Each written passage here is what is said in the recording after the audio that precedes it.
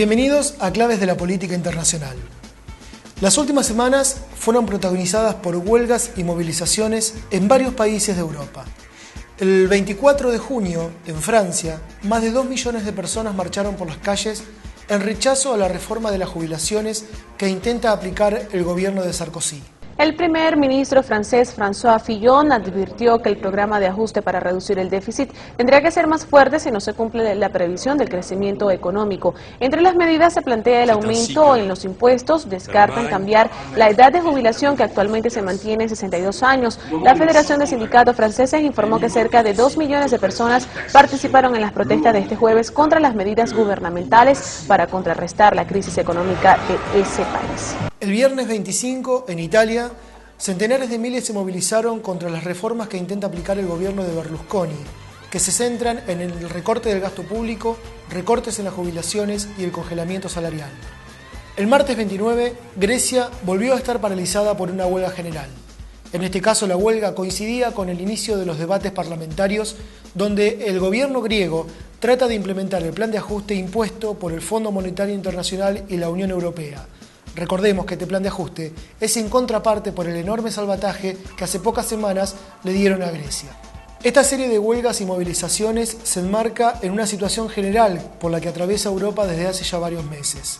Esta fase actual de la crisis, que es una fase de crisis de deuda pública por la que atraviesan los estados, implica buscar una salida por parte de los gobiernos hacia una serie de medidas que implica ajuste, recorte del gasto público, recorte de jubilaciones, es decir, intentar descargar el costo de la crisis sobre las espaldas de la clase trabajadora. El escenario no es nada alentador.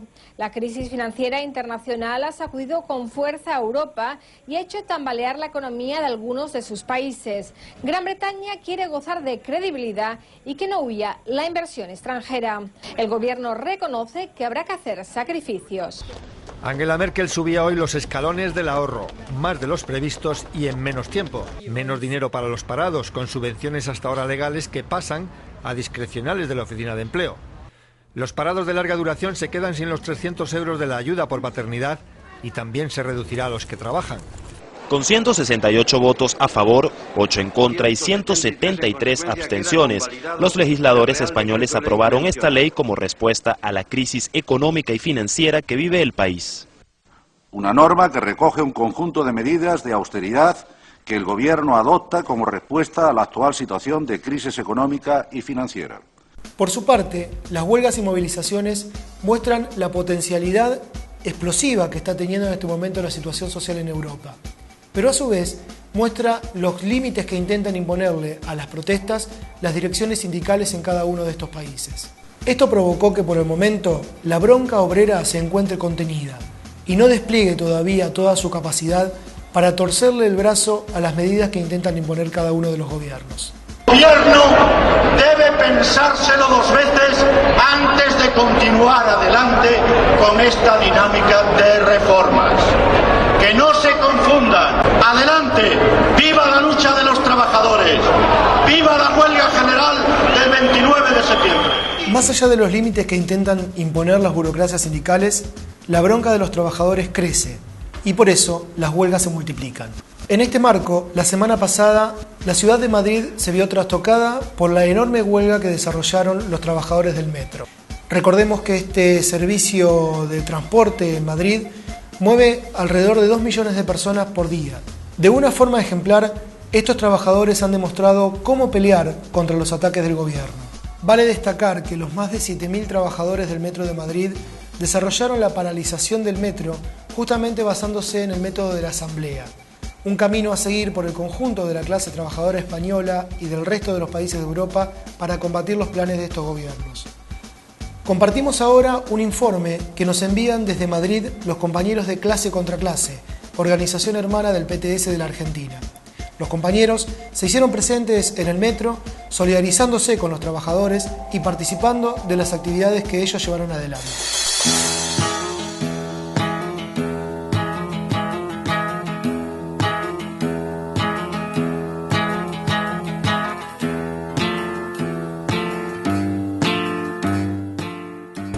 Pues lo primero es que están muy equivocados los medios y están engañando a la gente, porque aquí todo el mundo piensa que nosotros peleamos por el 5% y están muy confundidos. El dinero es lo de menos, lo que no queremos es que se rompa nuestro convenio colectivo, porque nosotros no somos funcionarios, ¿vale? Que eso es lo que va diciendo todo el mundo por ahí. Entonces a nosotros funcionarios nos regimos por un convenio colectivo y si esta tía lo rompe ahora va a hacer con nosotros lo que quiera. Está complicada, pero estamos unidos. Lo que está claro es que no salió ningún tren, los compañeros tiraron para adelante, entonces pues nosotros tiramos para adelante con ellos. Y que la gente nos llama privilegiados.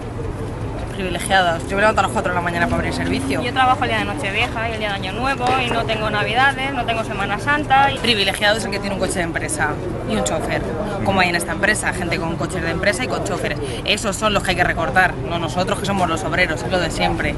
La lucha de los trabajadores del Metro de Madrid sigue siendo un conflicto testigo a nivel estatal, que puede sentar precedente en una situación de crisis económica y de fuertes ataques a la clase trabajadora del Estado español.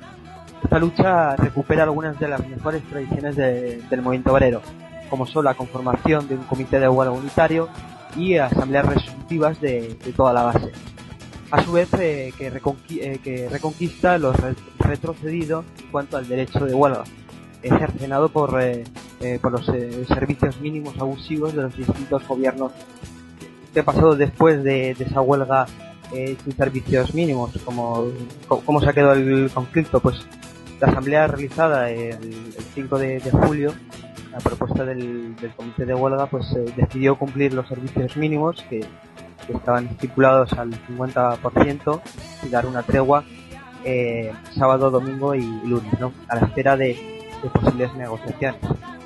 A la vez que se moderaba el método de protesta de los trabajadores, la presidenta de la Comunidad de Madrid se evalentonaba y habría casi 2.000 expedientes contra los trabajadores, ¿no?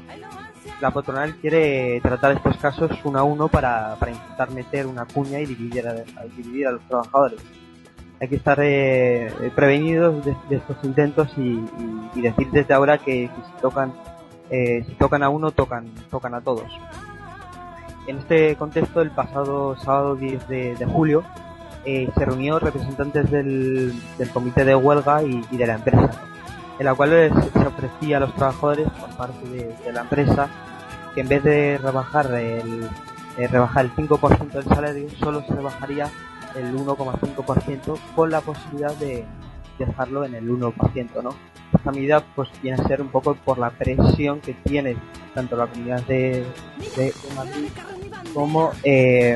como el gobierno central, que ven en esta protesta un posible precedente para toda la clase de trabajadoras, ¿no? Oye, nosotros sabemos que es una putada para el pueblo de Madrid, pero es que detrás de nosotros va a ir AMT, va a ir Renfe, va a ir Iberdrola. Cualquier persona que tenga un contrato, yo creo que en definitiva le van a quitar un porcentaje. No es una lucha de testigos. Si gana esta, será una victoria para todos. Efectivamente. De todos modos, desgraciadamente no se puso sobre la mesa por parte de los representantes sindicales la retirada de las 2.000 sanciones a los trabajadores que no cumplieron los servicios mínimos. Desde nuestro punto de vista es necesario unir la reivindicación de no rebaja salarial ni del 1, ni del 1,5, ni del 5%, y esa reivindicación junto con el cumplimiento del convenio colectivo, además de unirlo junto con la retirada de todas las sanciones impuestas por los trabajadores. La propuesta de la patronal ha sido rechazada por los trabajadores en la asamblea que se ha realizado este día lunes 12 y por lo que han convocado para esta semana, para el miércoles 14 y el viernes 16, una huelga respetando los servicios mínimos, que serían al 50%.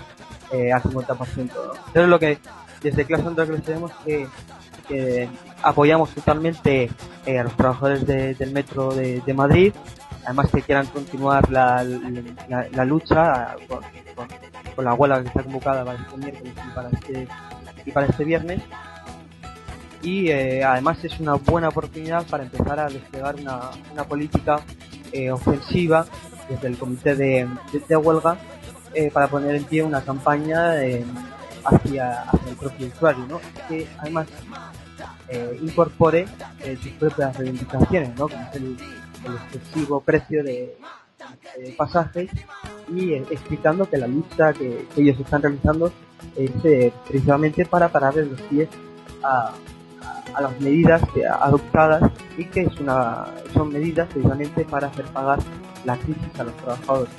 Terminamos así un nuevo informe de claves de la política internacional. Para poder seguir informándote y profundizar en los diferentes acontecimientos de la política internacional, te invitamos a visitar www.ft-ci.org.